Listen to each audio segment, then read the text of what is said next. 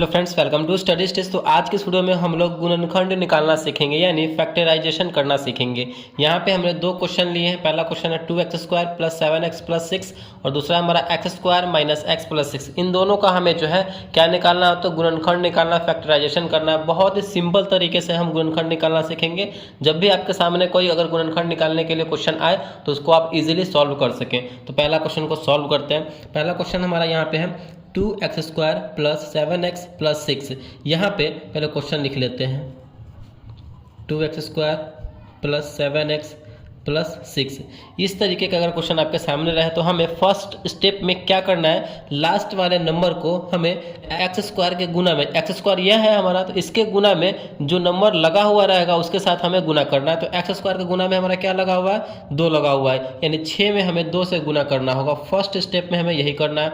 तो हमारा हो जाएगा 6 दूना 12। अब हमें ये देखना है ऐसे दो नंबर को आपस में गुना करना है, जो उन दोनों को गुना करने पे हमारा 12 आना चाहिए और उन्हीं दोनों नंबर को हमें जोड़ने पे या फिर घटाने पे हमारा ये बीच वाला 7 आना चाहिए, ये वाला 7 आना चाहिए। तो आप दिमाग लगाइए, अगर इन्हीं दोनों नंबर को गुना करते हैं तो 12 आ रहा है, इन्हीं दोनों नंबर को जोड़ते हैं या फिर घटाते हैं, जोड़ते हैं तो हमारा हो जाएगा 8 और घटाते हैं तो हमारा हो जाएगा 4 और हमें लाना क्या है 7। तो ये वाला हमारा फुलफिल नहीं हो रहा है। अब आप अपने दिमाग में सोचिए, यही आपको सोचना है थोड़ा सा कि अपने दिमाग में सोचिए ऐसे कौन से दो नंबर को गुना करेंगे जिनको गुना करने पर हमारा 12 है।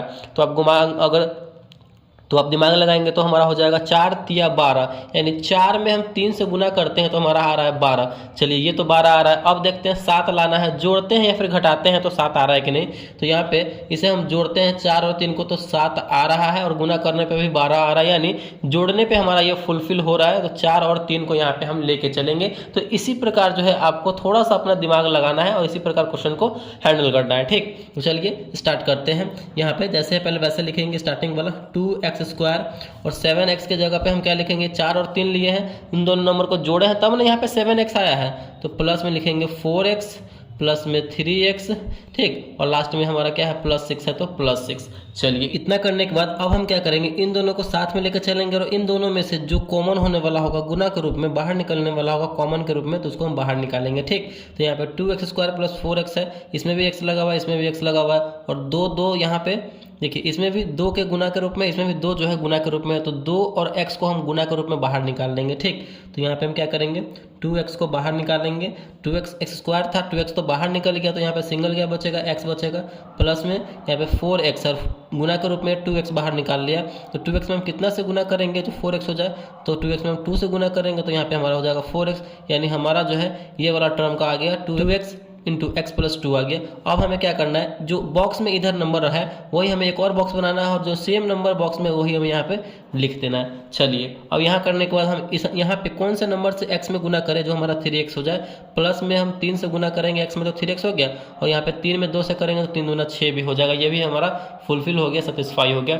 अब हम क्या करेंगे, इन दोनों को एक साथ लिखेंगे एक बार, 2x प्लस 3 और दोनों सेम है तो किसी एक को लिख दीजिए x प्लस 2, यानी यही जो है हमारा फाइनल जो है दो गुणनखंड निकल के आ गया, 2x plus 3 into x plus 2 आ गया। तो इस तरीके से जो है किसी भी द्विघात बहुपद का गुणनखंड जो है सिंपल तरीके से निकाल सकते हैं। चलिए दूसरा क्वेश्चन में यहाँ पे हम लोग सॉल्व करते हैं। क्या है, x² माइनस x प्लस 6 है। तो हमने पहले स्टार्टिंग में क्या करना है, फर्स्ट स्टेप में क्या करना है, लास्ट वाले नंबर को x² के जो गुना में नंबर लगा हुआ रहेगा उसके साथ गुना करना है। तो लास्ट वाले नंबर को x² यहाँ पे इसके गुना में कितना नंबर लगा हुआ है, कुछ भी नहीं है, इसका मतलब 1 लगा हुआ है। तो हमें 6 में 1 से गुना करना है। 6 में 1 से गुना करेंगे तो हमारा कितना हो जाएगा, 6 हो जाएगा। अब हमें ये सोचना है कि ऐसे कौन से दो नंबर है जिसे गुना करने पे हमारा 6 आना चाहिए और उन्हीं दोनों नंबर को आपस में जोड़ने पे या फिर घटाने पे हमारा बीच वाला आना चाहिए। x के गुना में कुछ भी नहीं है तो 1, यानी 1 आना चाहिए। तो आप सोचेंगे कि 6 कौन से नंबर को गुना करेंगे तो आना चाहिए, तो हमारा आता है 3 और 2 को गुना करते हैं तो हमारा आता है 6 और इन दोनों नंबर को जोड़ के देखते हैं तो 5 आ रहा है और घटाते हैं 3 में से 2 तो हमारा 1 आ रहा है। तो यहाँ पे गुना करने पर 6 आना चाहिए था और घटाने पर या फिर जोड़ने पर हमारा 1 आना चाहिए था। तो ये हमारा फुलफिल हो रहा है, घटाने पर 1 आ रहा है, गुना करने पर 6 आ रहा है। तो इसी तरीके से हमें चेक करना है। तो ये हमारा 3 और 2 सेटिस्फाई हो रहा है, तो इसी को लेकर चलेंगे। जैसे पहले स्टार्टिंग में वैसे लिखेंगे, x² है तो x², यहाँ पे 3 और 2 को लेके चले हैं। यहाँ पे हमें कम में से ज़्यादा घटाना है, तभी ना माइनस में 1 लाना है, यानी माइनस में हमें 1 आना चाहिए। तो यहाँ पे हम प्लस 2x में से 3x को घटाएंगे तभी ना माइनस में x आएगा। तो यहाँ पे हो गया प्लस में 6 है तो 6, प्लस 2x माइनस 3x में, यानी 2x में से 3x घटेगा तो हमारा बचेगा माइनस में x। चलिए एक बार इन दोनों को साथ में रख के कॉमन करेंगे, जो कॉमन होने वाला होगा गुना के रूप में, मल्टीप्लाई के रूप में, तो x square plus 2x, x दोनों में लगा हुआ तो x को हम बाहर निकाल लेंगे मल्टीप्लाई के रूप में, तो यहाँ पे बचेगा एक्स स्क्वायर था तो यहाँ पे बचा हमारा सिंगल x, यहाँ पे प्लस 2x, x तो बाहर निकल गया तो क्या बचेगा, सिंगल 2 बचेगा।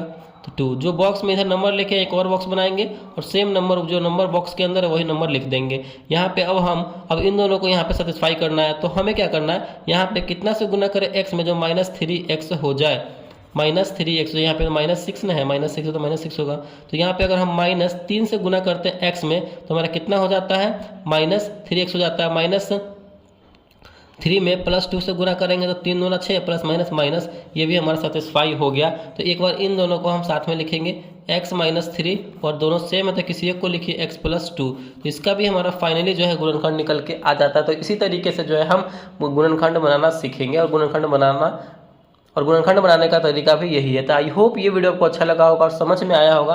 तो प्लीज़ वीडियो को लाइक कीजिएगा, चैनल पर नए हैं तो चैनल को सब्सक्राइब जरूर कीजिएगा। Thank you.